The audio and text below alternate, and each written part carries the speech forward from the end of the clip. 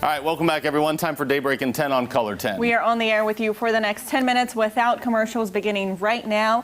And first, let's head on over to meteorologist Elisa Raffa with our forecast first. Good morning, Elisa. Good morning. We are starting out with a dense fog advisory for all of our Missouri counties and northwest and north central Arkansas. It goes until 9 o'clock this morning, where we're finding visibility drop to a quarter mile or less.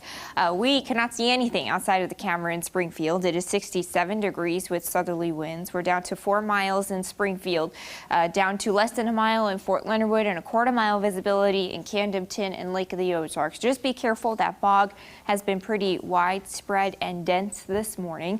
It is 68 degrees in Branson and 68 degrees in Monette. As the kiddos are homeschooling this morning, you'll find some of that fog outside of the window early. Then some skies turning mostly sunny with those highs in the upper 80s. That cold front finally comes through today, but the showers should stay pretty spotty. You'll find some mostly sunny skies. Cooler overnight tonight, dipping towards 60 degrees. And then by tomorrow, less humid and sunny with those highs in the lower 80s. So nice Friday, Saturday, less humid, and you keep the sunshine. Going into the holiday weekend, you'll find the sunshine sticking around and these temperatures trending a little bit warmer by Sunday and Monday. Things getting a little bit sticky, but still staying dry through the Labor Day holiday weekend. So on Monday, as you're firing up the grill for Labor Day, 89 degrees with sunshine. The headlines, again, just pretty quiet. Lower humidity on Friday and Saturday, maybe a little bit more sticky by Sunday and Monday. The rain holds off all weekend. Storm chances don't return until late Tuesday, and that will give way to a fall feel later on next week. Joe, Jen? A local organization is trying to give opportunities for women and minorities to get a better grasp on working with technology. Nija McDonald met with this group. She joins us live in studio to explain these details. Nija. Yeah, Joe, well, good morning. The group is called the Geek Foundation and was created by two women who say they notice a lack of diversity within the tech industry. The co-founder, Krista Purrier, says as a child, she remembers not having access to role models who shared her interests. She says after studying the tech industry, she realized there were more jobs to fill than qualified people. She says her nonprofit exists to break barriers for women and minorities interested in tech. The classes the group offers are free and provide students with the skill sets they need to be hired for entry-level positions in the field. Now, Tamar Macklin is one of Purrier's students and says he's always been interested in tech, but says as a black male, he was never pushed to pursue it. I have a 4-year-old and a 2-year-old, and they're seeing me work with these things like, hey, what's that? And I'm like, hey, this is a hard drive. This is an optical disk drive. And they're like, what is that? And I can explain those things to them and break it down to where they might be able to understand these at a better rate than I have. So it's also providing me with more opportunity to advance myself, but then giving me gateways to have my children kind of look into too as well.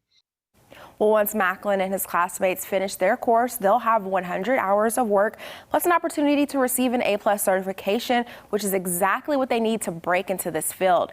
Now, you can visit our website at ozarksfirst.com to learn more about the Geek Foundation. Nija, thank you. Following up on some information from last night, senators in Jefferson City debated and discussed for 17 hours into early this morning to vote on 5 provisions to reduce violent crime across the state. The lengthy night mainly surrounded House Bill 2.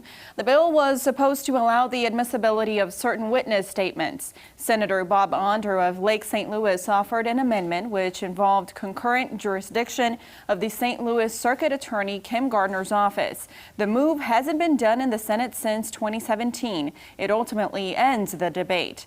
HB 2 ended up passing the Senate 22-8 and now heads to the House. Around the region for you, the Branson Board of Aldermen will have a special study session today to discuss face coverings. Remember, the BOA passed the masking ordinance in July by a vote of 4-1. Today, they are expected to hear from the Taney County Health Department about the latest COVID-19 data in the area, as well as from the Chamber of Commerce on how this mandate has impacted tourism. Since it is a study session there, no public comment will be allowed. A manhunt continues in Jefferson County, Arkansas, after the sheriff's office says a driver hit one of their deputies. They say the driver hit the deputy with their car while the deputy was conducting a separate traffic stop. The driver then led authorities on a high-speed chase before crashing on a back road. The driver was taken into custody, but a passenger is still on the run. And that passenger is 32-year-old Andrew Sutherland, and the sheriff's office is asking for help in finding him. The deputy was released from the hospital with a couple of scrapes and bruises, but he is doing okay. One of the oldest churches in Rockford, Illinois, caught fire that authorities believe was intentionally set. Crews say the fire spread quickly because the structure is made of wood. The building has actually been condemned for several years. Many doors and windows had been boarded up and there was no electricity inside. An arson investigation is now getting underway. News in America, NASA has completed a booster test for the Space Launch System in Utah. The SLS rocket will power the first Artemis mission to the moon. The booster used in the test is the same size and has the same power as the 5-segment solid rocket boosters on the SLS rocket. They are the largest and most powerful boosters ever built for flight. NASA is working to land the first woman and the next man on the moon by 2024. Big news from around the world this morning. The first direct international flight to Beijing since March landed earlier today. Direct flights to Beijing from about 8 countries, which pose a low risk of cross-border infection, have resumed. A negative COVID-19 test result is required before boarding, and a special terminal has been modified to accommodate these flights and passengers.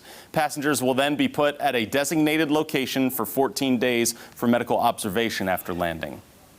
Japanese rescuers are searching for a livestock cargo ship with 42 crew members on board. The Coast Guard safely rescued a crew member from the waters late last night. The Panamanian ship was carrying 5,800 cows when it sent a distress signal Wednesday morning. The cause of the signal was not immediately known, but the weather was rough in the area due to Typhoon Maisak. The Route 66 Springfield Visitor Center is reopening today after being closed for almost 5 months. New CDC guidelines will be followed as they begin to reopen. The center on East St. Louis Street is open from 8:30 to 4:30 Monday through Friday. Springfield Public Schools is celebrating the opening of the new Ada Fulbright Early Childhood Center today. The ribbon-cutting ceremony is happening at 5 at the center. You are taking a live look at the school right now. Ada Fulbright, whom the center is named after, was a longtime SPS educator. Anyone attending the ceremony later today is asked to wear a mask and to practice social distancing. The Crane branch of the Stone County Library District is opening back up. The library was closed, so renovations could be completed. Around 4,000 square feet has been added. That includes a new community room and meeting spaces. You can see the updated facility tonight from 4 to 5 during a ribbon-cutting ceremony there. Let's take a look now at what's coming up for you on CBS This Morning. Coming up, Gayle King's exclusive interview with Facebook's Mark Zuckerberg about the social media giant's new election security measures. Plus, meet a group of teenagers bringing fresh food and hope to their community. Coming up on CBS This Morning. And we take a look at what's happening on the internet trending here. A lot of people talking about Tom Seaver, the New York Mets legend, passed away this week. Now, he was 75, suffering from Lyme disease, dementia, and COVID-19. He was the ace on that Miracle Mets team from 1969, won 311 games. You do not see 300-game winners anymore. He played 20 years. You rarely see that. And he won 3 Cy Young Awards. Also rare. So, wow. Very sad news. That kind of broke last night. And on News Nation, on WGN America, they had Johnny Bench, another Hall of Famer, call in and talk about that. Oh, you can wow. find that clip online. That was on News Nation on WGN last night. Yeah. All right. Also this morning we saw Dwayne Johnson talking about his family. He said he and his entire family had COVID-19. They have recovered now, and he said his 2 young daughters only had a cough and recovered pretty well, but he said it was harder for him and his wife, and they're out of it now. So he's just, on the internet now talking about that. And he said even though they were safe and pretty disciplined with everything, they still caught it. And he said it was pretty hard for the family those 2 weeks.